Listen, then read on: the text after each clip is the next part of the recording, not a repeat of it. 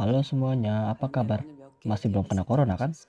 Nah, untuk di video pertama ini, gue akan mereview film yang berjudul Extreme Job yang disutradarai oleh Lee Byung-hun. Film ini mendapatkan lebih dari 1 juta penonton di awal penayangannya pada tanggal 25 Februari 2019 tahun yang lalu. Daripada kebanyakan talking, mending langsung aja ke videonya. Tapi sebelum itu, gue sarankan kalian menekan dulu tombol subscribe yang warna merah supaya gue bisa beli telur dan garam buat bikin telur urak-arik ntar malam. Kalau udah, langsung aja ke videonya. Sekui. Pada dahulu kala, terdapat 4 orang yang tidak dikasih tahu namanya sedang bermain judi sambil mengobrol tentang narkoboy. Saat sedang asik ngobrol, tiba-tiba ada sesuatu di luar jendela. Karena kaget, salah satu dari mereka mengeceknya. Dan ternyata terdapat wanita mantap sedang nangkring di luar jendela. Karena si wanita itu tidak seperti tukang bersih-bersih, salah satu dari mereka mencurigainya dan ingin kabur.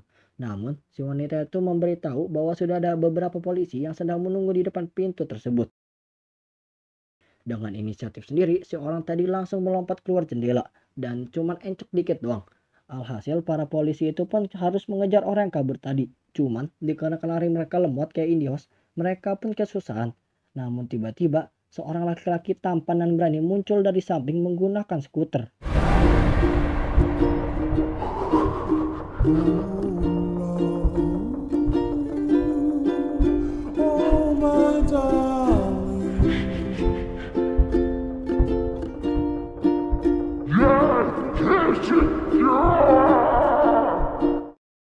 Dan dengan mudahnya dia menyelidik orang yang kabur tadi. Cuman karena dia geblek, dia kelupaan bawa borgol. Alhasil dia disetrum dan si orang tadi kembali lari lagi. Namun kali ini dia malah ditabrak bus dan menyebabkan kecelakaan beruntun.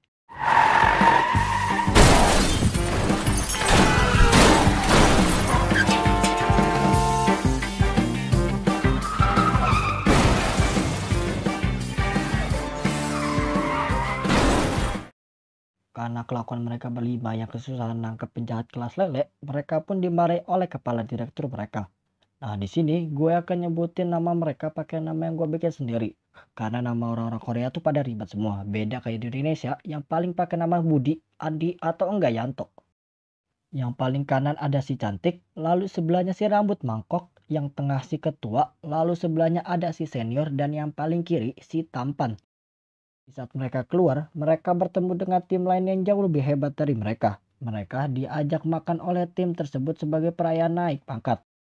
Di tempat makan, si kapten diberitahu oleh adiknya jika mereka berhasil membantu menangkap Lee Mo Bae, si pengedar narkoboy, dan bawahannya bernama Hong Sang Pil, mereka dapat naik pangkat. Tanpa pikir panjang, si kapten pun setuju bekerja sama untuk menangkap Lee Mo Bae. Di keesokan harinya, mereka berlima mulai mengawasi markasnya Hong Sang Pil.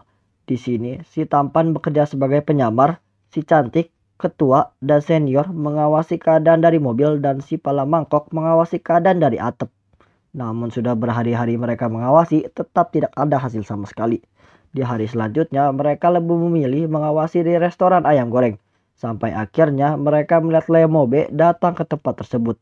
Namun karena gerak-gerik mereka aneh, si pemilik restoran mencurigainya. Karena tidak ingin ketahuan sebagai polisi, mereka berlagak normal kembali. Dan di saat si pemilik restoran pergi, mereka kembali melihat ke arah luar, namun sayangnya Lee Mo Bae sudah hilang. Lalu mereka berlima mulai berkompromi bagaimana cara masuk ke tempat tersebut. Dan tiba-tiba ada pengantar makanan yang masuk ke tempat tersebut dengan serak jidat. Karena hal itu, mereka punya ide untuk berpura-pura menjadi pengantar makanan. Mereka meminta izin ke pemilik restoran tersebut untuk menjadi pengantar makanan. Tetapi hari itu adalah hari terakhir restoran itu buka karena bangkrut. Karena tidak mau kehilangan golden moment tersebut, si tampan berencana membeli restoran tersebut dengan uang tabungan modal nikah. Lagi pula restoran tersebut sepi, jadi tidak akan ada pengunjung yang dapat mengganggu mereka. Dan akhirnya mereka berlima berhasil membeli restoran tersebut. Dan keesokan harinya investigasi pun dimulai.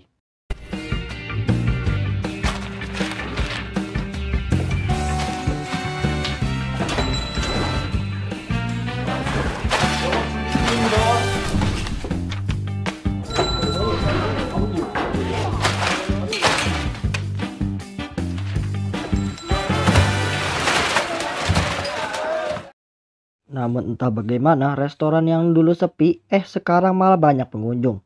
Alhasil si ketua memberikan ide untuk saling memasak dan yang masakannya paling enak akan menjadi kokinya.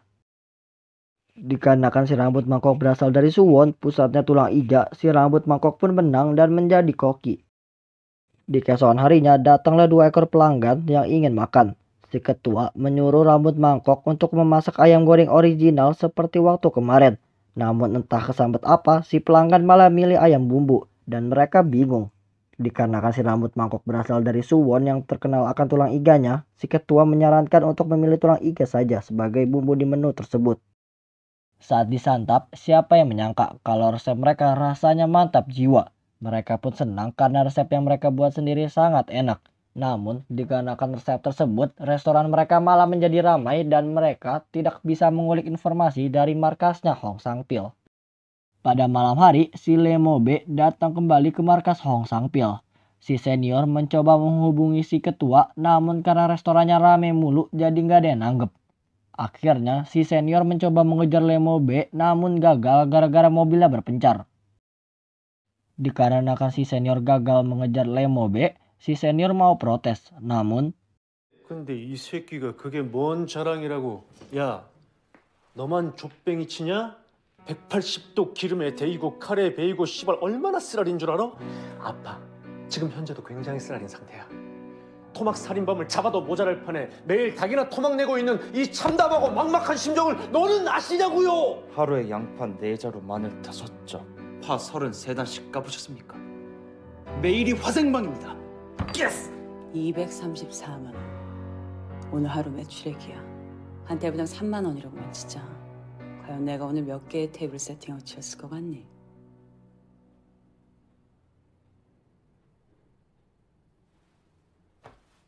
소름 돋아. dikarenakan restoran mereka selalu laris manis, akhirnya mereka menaikkan harga ayam tulang iga menjadi 36.000 won atau sekitar 457.000 seekor, agar tidak ada yang mau beli. Namun karena orang Korea pada kaya, mereka mah bodoh amat. Bahkan sampai menurut turis Jepang kalau restoran mereka merupakan tempat wajib untuk dikunjungi. Di waktu luang saat mereka tengah mengeluh, tiba-tiba kepala direktur memanggil mereka. Sesampainya di sana, mereka langsung dimarahi karena nggak ada hasil.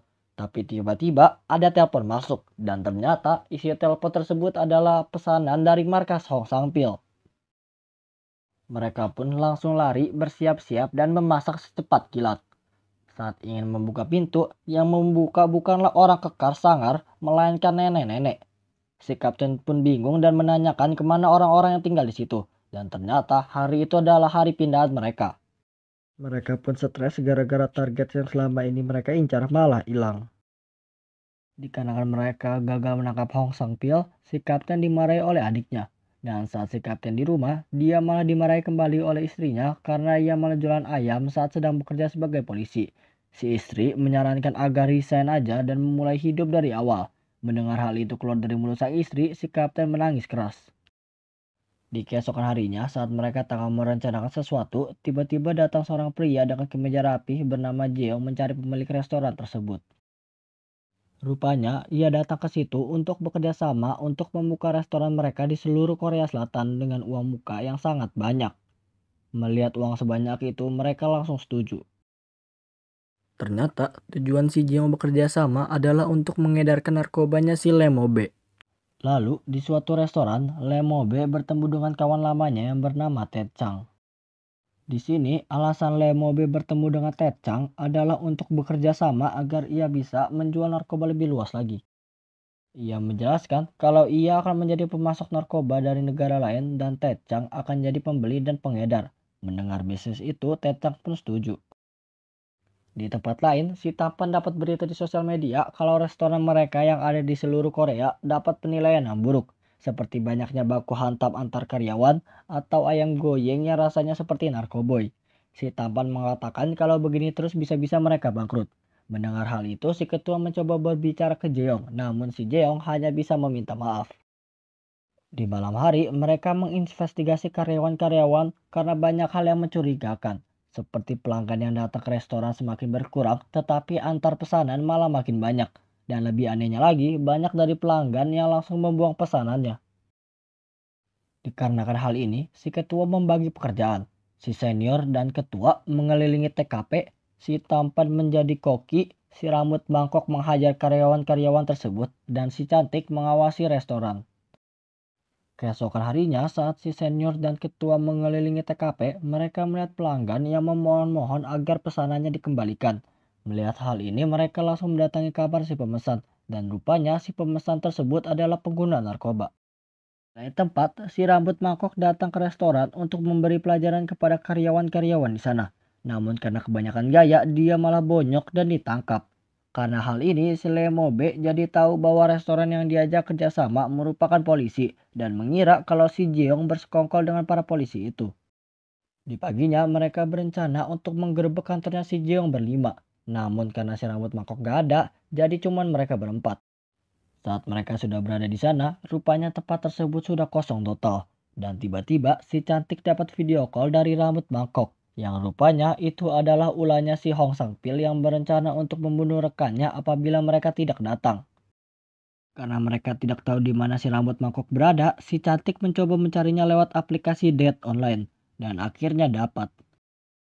Di malam harinya saat si rambut mangkok dan si Jeong ingin dikubur, si rambut mangkok mencoba berusaha kabur. Melihat hal itu, salah satu penjahat itu datang untuk membacok si mangkok pakai skop. Tiba-tiba, si rambut mangkok menahan skop tersebut dengan tangan dan langsung membabat habis si penjahat-penjahat itu. Rupanya, si rambut mangkok merupakan mantan anggota judo negara yang keahliannya sudah tidak diragukan lagi. Di saat ia melihat truk yang mengangkut narkoboy akan pergi, ia langsung mengejar dan menangkel di belakang truk itu. Saat truk itu hampir sampai tujuan, si rambut mangkok langsung turun. Dan saat mengintip, rupanya mereka semua tengah berkumpul.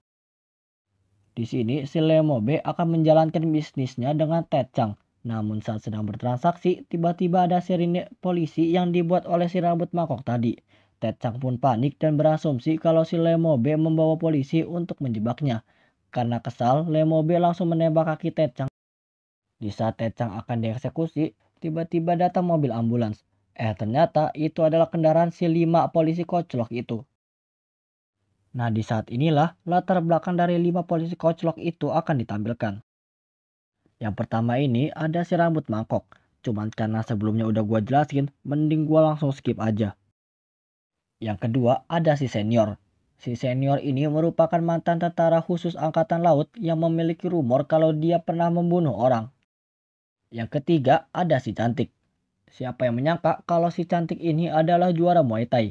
Bahkan dulu dia dijuluki Master Jang karena cara bertarungnya yang menakutkan. Lalu yang keempat ada si tampan. Si tampan ini merupakan mantan pemain baseball. Yang seremnya bahwa hasil latihan fisik olahraga baseball di Korea sangatlah mengerikan. Karena latihan ini membuat si tampan jadi kebal dari pukulan. Atau yang disebut pemain Mobile Legends mah jadi tank. Yang terakhir ada si ketua. Dia memiliki julukan zombie karena ia pernah mendapatkan 12 tusukan dan masih sehat walafiat saat menangani kasus kriminal besar 20 tahun yang lalu. Dikarenakan anak buah Lemobe kalah telak, Lemobe dan pengawalnya langsung kabur. Melihat incarannya kabur, si ketua langsung mengejarnya. Namun sayang dia harus tertembak di bagian pundak saat menyelamatkan si tampan. Melihat musuhnya masih hidup, si pengawal Lemobe langsung maju. Tetapi dihadang oleh rambut mangkok. Karena dia sok-sokan, si rambut mangkok malah bonyok lagi. Dan di sini si Lemobe malah langsung kabur tanpa peduli dengan pengawalnya. Melihat temannya babak belur, si cantik langsung ngajak gelut. Dan singkat cerita, si cantik menang.